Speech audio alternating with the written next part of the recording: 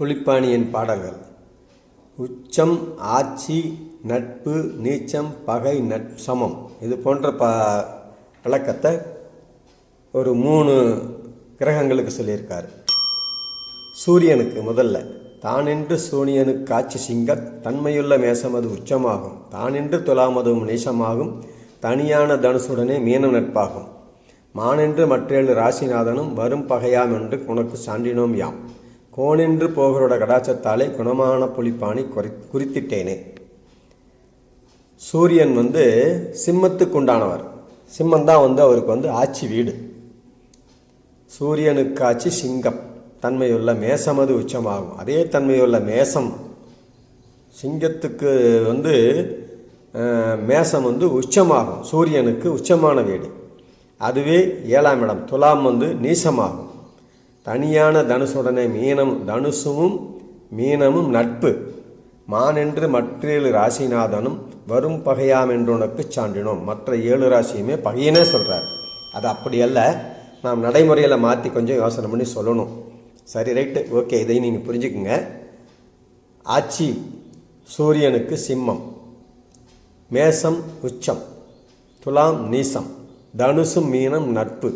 மற்ற எல்லா கிரகங்களும் மாறி மாறி வரும். இந்த அனுபவத்தில் உணர்ந்து சொல்லுங்கள். அவருடைய முக்கியமான பாடல் வரிகளை சொல்லி உங்களுக்கு புரிய வைக்கிறதுக்காக இதெல்லாம் சொல்லியிருக்கேன். நீங்கள் இதை தாராளமாக நல்லா புரிஞ்சுக்குங்க.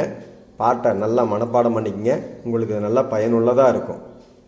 அடுத்தது சந்திரனுக்கு வரப்போகுது. சந்திரனுடைய விளக்கம் ஆட்சி, உச்சம், நட்பு, பகை எதுன்னு சொல்லலாம். ஜோதிடம் பழகிறவளாக இருந்தாலும் சரி, பழகினவங்களாக இருந்தாலும் சரி, பயன்பட்டால் நல்லா யூஸ் பண்ணிக்கங்க. இது அருமையான ஒரு நல்ல உபயோகமான தகவல். வீடியோவை பாருங்கள், சப்ஸ்கிரைப் பண்ணுங்கள், லைக் பண்ணுங்கள், கமெண்ட் பண்ணுங்கள். அடுத்தது சந்திரனுக்கு உண்டானது. சந்திரனுடைய ஆட்சி, உச்ச, பகையோட நிலை. பாரப்பா சந்திரனுக்கு காட்சி நண்டு, பாங்கான விடையதுவே உச்சமாகும், வீரப்பா விருச்சகமும் நீசமாகும், விருது பெற்ற தனுசு மீனம் கன்னி நட்பு, ஆரப்பா அறிவார்கள் மற்றாறு ராசி, அரில்லா பகையதுமே யாகும் பாரு, கூரப்பா கிரகம் என்ற நிலையைப்பாரு, குறிப்பறிந்து புலிப்பாணி கூறினேனே. சந்திரனுக்கு ஆட்சியான வீடு நண்டு, கடகம். கடகத்துக்கு ஆட்சி வீடு சந்திரனுக்கு.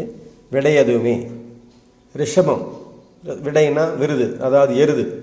அதுக்கு விடையதுமே உச்சமாகும். ரிஷபம் உச்சம், அது நேருது. விருச்சிகம் தேழு, விருச்சிக ராசி இருக்கு இல்லையா, அது நீச்சமாகும். சந்திரனுக்கு விருச்சிக ராசி நீச்சம், ரிஷபராசி உச்சம். விருது பெற்ற தனுசு மீனம் கன்னி நட்பு. இதெல்லாம் ஒரு சில சொல்லலாம் வருது பார்த்தீங்களா. விருது பெற்ற அப்படிங்கிறதுலாம் ரொம்ப குறிப்பு. விருது பெற்றனா ரொம்ப விசேஷமான தன்மை உள்ளது. தனுசு மீனம் கன்னி இதெல்லாம் சந்திரனுக்கு விருது பெற்றது அப்படிங்கிற மாதிரி ஒரு விசேஷமான குறிப்பு அதெல்லாம் சொல்லுவாங்க. இந்த பாடலை நுணுக்கமாக கவனிச்சிங்கன்னா நிறைய விளக்கம் உங்களுக்கு தெரிஞ்சுக்கலாம். தனுசு மீனம் கன்னி நட்பு, ஆரப்பா அறிவார்கள் மற்றாறு ராசி, அருளில்லா பகை எதுவுமே யாகும் பாரு. இதுவும் சொன்ன மாதிரி தான். நட்புங்கிறது நட்பு, ஆட்சி, உச்சம், நீசம் மட்டும் சொல்லிட்டாரு. பகை சமம்லாம் சொல்ல வரல. இதை நாம் அனுபவத்தில் உணர்ந்துக்கணும். இதில் நிறைய விஷயங்கள் இப்போ காலப்போக்கில் பகை எது, சமம் எது, அதெல்லாம் தெரிஞ்சுக்க ஆரம்பிச்சிட்டோம். அதையும் அனுசரித்து பலன் கூரப்பா கிரகம் என்ற நிலையை பார்த்து குறிப்பறிந்து புலிப்பாணி கூறினேனே. அந்த பகை எதுன்னு பார்த்துக்கிட்டு அருளில்லா பகை எதுவுமே யாகும் பாரு, பகை எது நட்பெதுன்னு பார்த்துட்டு பலன் கட சொல்கிறார். கூரப்பா கிரகம் என்ற நிலையை பார்த்து குறிப்பறிந்து புலிப்பாணி கூறினேனே. இதெல்லாம் விசேஷமான ஒவ்வொரு இவருடைய அந்த பாடல் வரிகளில் விசேஷமான ஒரு நுணுக்கமான அர்த்தம் இருக்குது. அந்த அர்த்தத்தை நீங்கள் புரிஞ்சுக்கிட்டிங்கன்னா வர்றவங்களுக்கு சொல்கிறதுக்கு சுலபமாக இருக்கும். நல்லபடியாக பழகிக்கிங்க. நல்லா இந்த பாட்டுகளை மனப்பாடம் பண்ணிக்கொள்ளுங்கள். உங்களுக்கு இது ஒரு நேரம் உபயோகமாக இருக்கும். அடுத்தது செவ்வாய் கிரகத்துடைய கிரக நிலை, உச்சம், ஆட்சி, பகை, நசட் போன்றது வரப்போகுது. அடுத்து அதை சொல்கிறேன்.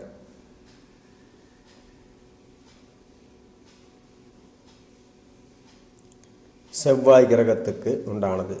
கேளப்பா செவ்வாய்க்கு மேசம் தேலும், கணிதமுடன் ஆட்சியது வாழும் பாரு, நாளப்பா மகரமது உச்சமாகும், நலமில்லா நீசமது கடகமாகும், தாளப்பா தனுசு மீனம் ரிஷபம் கும்பம், தயங்குகின்ற கோதையுடன் மிதனும் நட்பாம், யாழப்பா கோல் சிங்கம் வகையாம் என்று பண்புடனே போகரான குறைத்தார் தானே.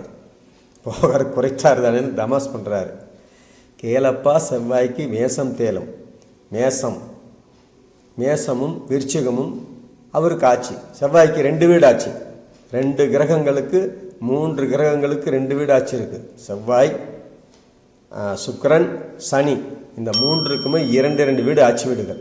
அதில் செவ்வாய்க்கு வந்து மேசமும் விருச்சிகமும். அடுத்தது கணிதமுடன் ஆட்சி அது வாழும் பார். நாலப்பா மகரம் அது உச்சமாகும். மகரம் வந்து உச்சம். நீசம் நலமில்லா நீசம் அது கடகமாகும். நலமில்லா அந்த ராசியே முதல்ல கொஞ்சம் இதெல்லாம் ஒரு குறிப்பு சொல், இதெல்லாம் ஞாபகம் வச்சுக்கோங்க. அதெல்லாம் விசேஷமான சந்திரனுக்கு வந்து நலமில்லா நீசம். செவ்வாய்க்கு வந்து சந்திரனோட வீடு நலமில்லாதது, அதனால் நீசமானது. தாளப்பா தனுசு மீனம் ரிஷபம் கும்பம். தனுசு மீனம் ரிஷபம் கும்பம் மீதனம் இதெல்லாம் நட்பு. செவ்வாய்க்கு 4 1 2 3 4 5 கிரகங்கள் நட்பு. 3 கிரகங்கள் தான் கொஞ்சம் சிரமத்தை கொடுக்குங்கிற. செவ்வாயை பொறுத்த வரைக்கும் நிறைய பேர் கொஞ்சம் அனுகிரகமாக பலனையே கொடுக்குங்கிறது விதி. அந்த இதை எப்படி சொல்கிறார். 9 மேசம் விருச்சிகம் 5 2 7 5 ராசிகளில் நட்பு பகையெல்லாம் கலந்து வரும். அதை நீங்கள் தான் பார்த்து பலன் அடைஞ்சு சொல்லணும். இது உங்களுக்கு ரொம்ப விசேஷமான பலனை கொடுக்கறது.